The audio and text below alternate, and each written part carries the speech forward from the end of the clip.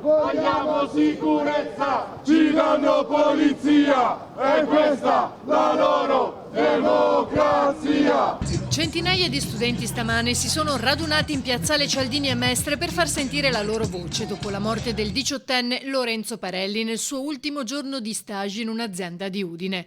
È stato travolto da una lastra d'acciaio di 150 kg. Gli studenti chiedono che ci sia un controllo diretto delle scuole sulle aziende in cui sono svolti i tirocini.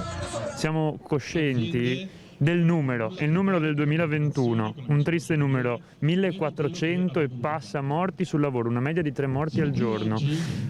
L'altra settimana è morto Lorenzo, uno studente di 18 anni durante l'alternanza scuola-lavoro.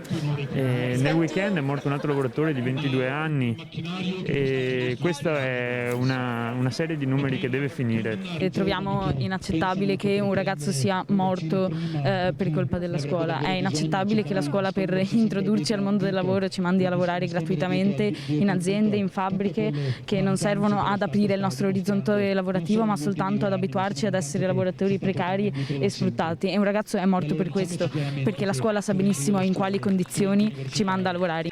Da piazzale Cialdini gli studenti hanno continuato la manifestazione davanti alla sede dell'ufficio scolastico regionale, dove una delegazione è stata poi ricevuta da alcuni dirigenti, che però hanno spiegato ai ragazzi di non poter agire in materia e di rifarsi al Ministero, come ha riferito Aki Sanson, segretaria della consulta provinciale degli studenti di Venezia.